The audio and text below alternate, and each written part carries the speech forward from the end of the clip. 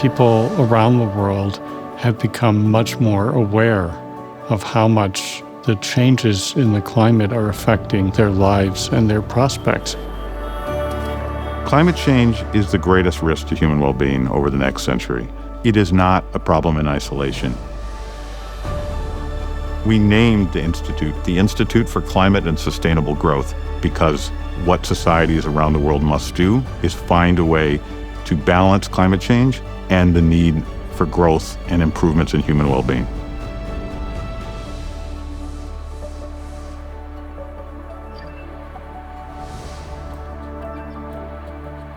When it comes to the research, the university brings certain areas of extraordinary strength.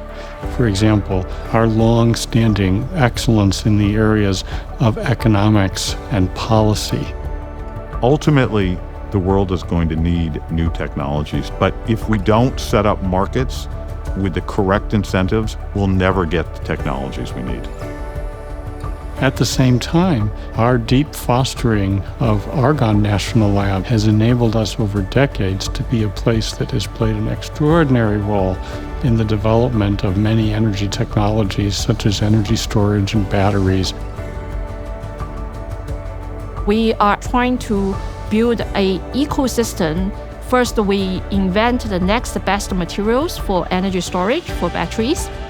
We hope to plant the seeds for the innovations, for the startups that are upcoming, to bring some of those new discoveries to the impact to the society. The third area relates to the study of what we've called climate systems engineering. The University of Chicago has committed to build climate systems engineering as a field, building an integrated program, and that's something no other university is doing, and it's desperately needed to bring some structure to this complicated topic. Climate systems engineering can manage the risks of emissions that have happened in the past. The goal of research on climate systems engineering is to learn more, to understand better which of these techniques might work, what their risks are, how we could reduce those risks, how we can inform sensible public policy decisions about these complicated technologies.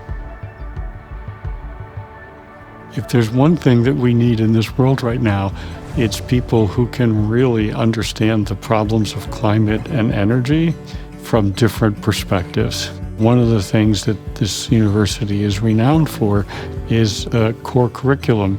Our education curriculum in the climate and energy space will involve economics and policy.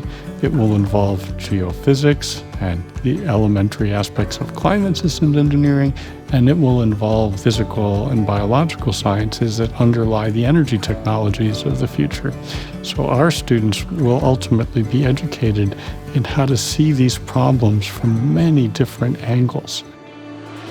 The Chicago curriculum on climate and sustainable growth is going to be forged here, and ultimately, we expect that this curriculum will be adopted in many places around the world. A hallmark of the Institute's efforts will be its international focus. This is because climate change is, after all, a global problem. As a student, there is only a limited understanding that you can get sitting here in Hyde Park on our campus. But should you go abroad, in Africa, in Europe, in Asia, those academic settings almost act as a mirror in which you begin to recognize yourself, your limitations of your point of view, and how other people think.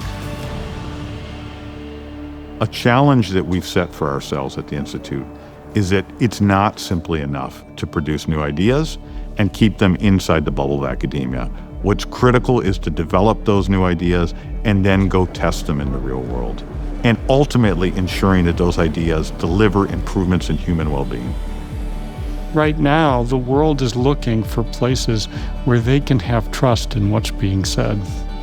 A place where everything can be on the table and debated. A place where the research is done with a great deal of rigor. So it's a kind of calling for a university like ours to contribute in the best ways that it can.